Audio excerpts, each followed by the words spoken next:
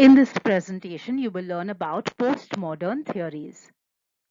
Postmodernism in Western philosophy emerged during the late 20th century as a movement.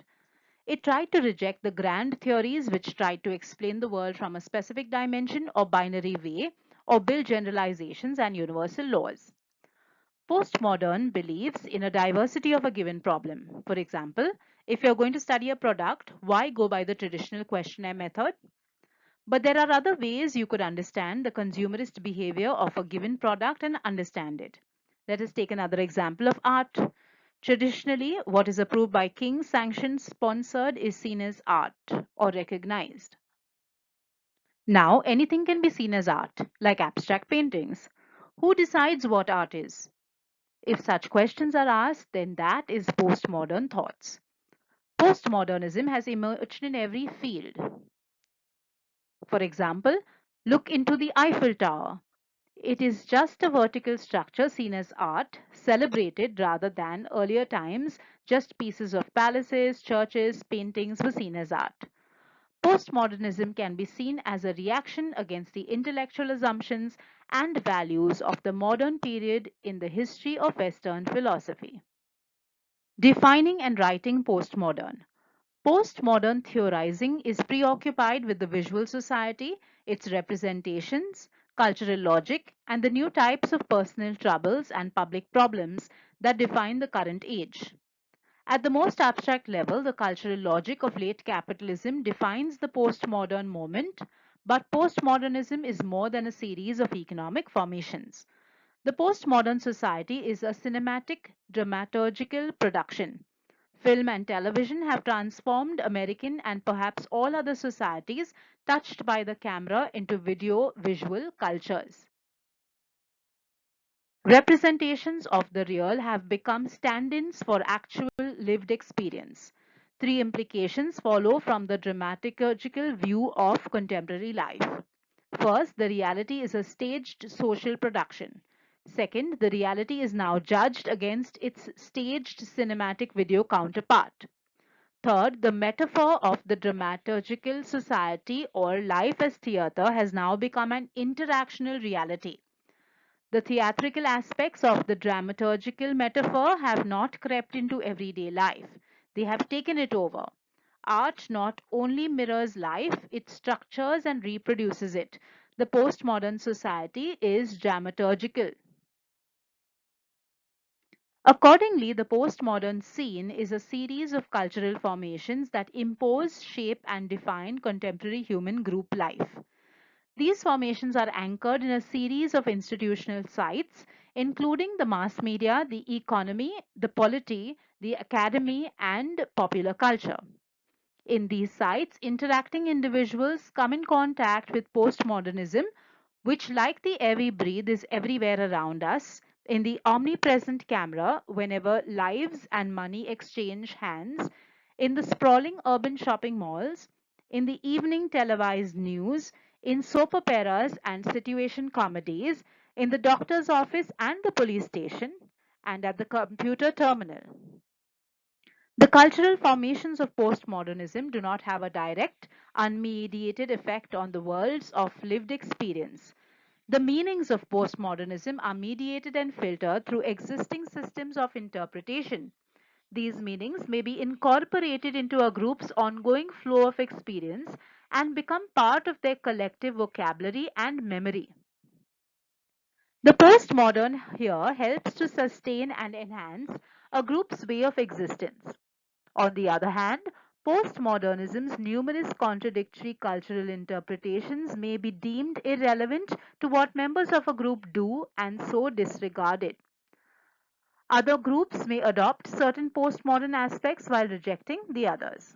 In this scenario, the postmodern will have a disjunctive influence, settling into one aspect of a group's way of life without being integrated into its larger interpretative framework. Postmodernism may disrupt and even disrupt a way of life for others, such as when academic postmodernists challenge established literary rules of Western civilization and suggest radical new reading lists that convey the perspectives of racial, ethnic, and gender minorities. The sociologist recognizes that the absolute spectator has no privileged position when writing about this historical moment. How can the postmodern self write about itself when the same postmodern ideas formed determine what it says, sees, feels, and hears? And any idea of impartiality based on the absolute viewer's privileged position must be discarded. Background leading to the emergence of postmodern view. There exists some background to the development of postmodern view. Firstly, the period from World War II to the present. These include the Vietnam War, the Gulf Wars, the worldwide economic recessions of 1970s, 80s, rise of power of conservative or neoliberal political regimes in Europe and America, failure of the left to mount an effective attack against these regimes, collapse of the international labor movement, emergence of a new conservative politics of health and morality centering on sexuality and the family, totalitarian regimes in Europe, Asia, Latin America, and South Africa, breakdown of the Cold War, and the emergence of glasnost and increased worldwide racism. The postmodern references the multinational forms of late capitalism that have introduced new cultural logics and forms of communication and representation in the world's economic and cultural systems. It describes a movement in the visual arts, architecture, cinema, popular music, and social theory that goes against the grain of classical realist and modernist formations.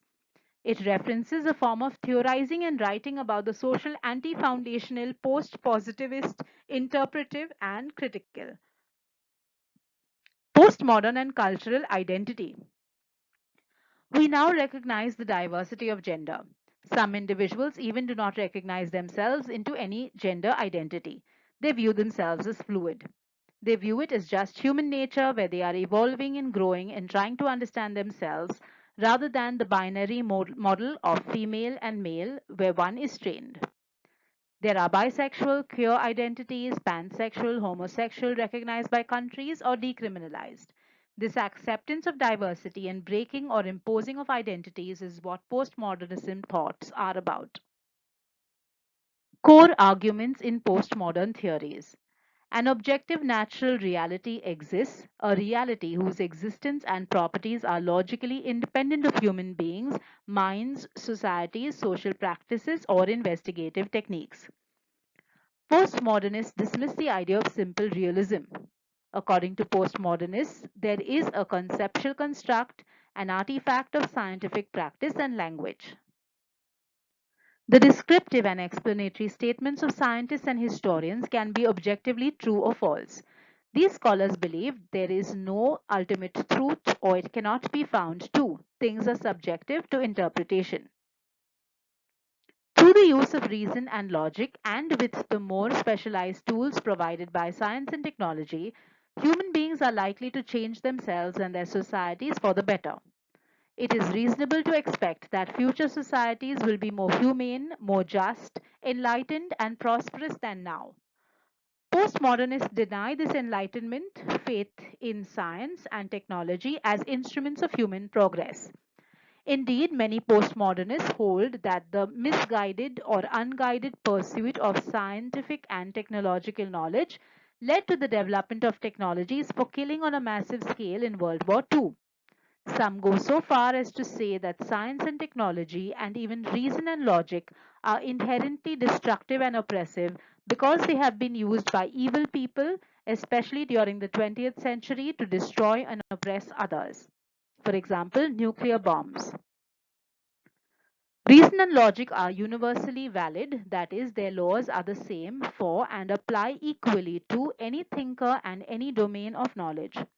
For postmodernists, reason and logic are also merely conceptual constructs and are valid only within the established intellectual traditions in which they are used. Human nature consists of faculties, aptitudes, or outlooks that are present in human beings at birth rather than learned or instilled through social forces. Postmodernists insist that all or nearly all aspects of human psychology are completely socially determined. Language, according to postmodernists, is not a reflection of nature as American pragmatic philosopher Richard Rorty described the Enlightenment concept. Language refers to and represents an external world. Postmodernists claim that language is semantically self contained or self referential as a result of the work of Swiss linguist Ferdinand de Saussure. The meaning of a word is not a static thing in the world or even an idea in mind, but rather a set of contrasts and differences with the meanings of other words. Meanings are never totally present to the speaker or hearer since they are functions of other meanings, which are functions of other meanings, and so on. Self reference is a feature of not only natural languages but also more specialized discourses of scientific communities or traditions. These discourses are embedded in social practices and reflect the conceptual schemes, moral and intellectual values, and moral and intellectual values of community, tradition in which they are used. The inventor and major practitioner of deconstruction, French philosopher and literary theorist Jacques Derrida, is largely responsible for the postmodern understanding of language and discourse. Human beings might gain knowledge about natural reality, and this knowledge could be justified by evidence or principles that are or can be immediately, instinctively, or otherwise with certainty understood. The effort, usually best represented by Rene Descartes' thesis Cognito error sum in the 17th century, to discover a basis of certainty on which to build the superstructure of empirical knowledge, is criticized by postmodernists.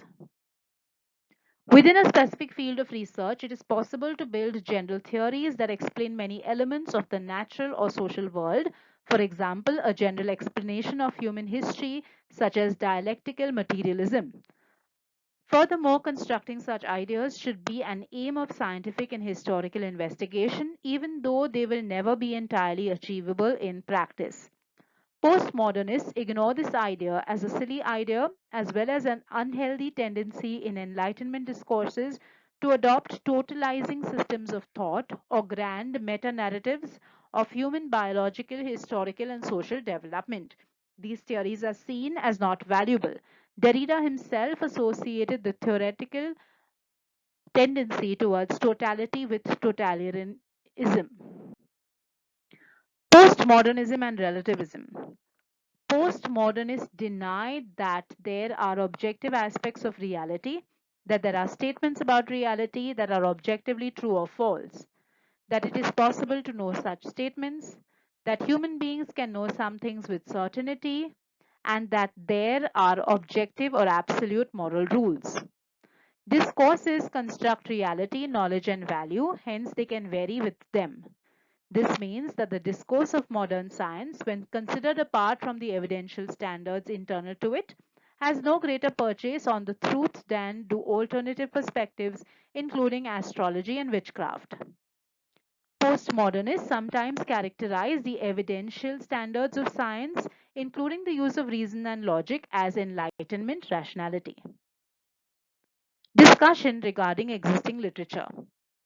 Part of the postmodern answer is that the prevailing discourses in any society reflect the interests and values, broadly speaking, of dominant or elite groups. Postmodernists disagree about the nature of this connection. In contrast, some validate the statement of the German philosopher and economist Karl Marx that the ruling ideas of each age have ever been the ideas of its ruling class. Others are more cautious. Inspired by the historical research of the French philosopher Michel Foucault, some postmodernists defend the comparatively distinct view that what counts as knowledge in a given era is always influenced in complex and subtle ways by considerations of power. There are others, however, who are willing to go even further than Marx. Thank you for watching the presentation.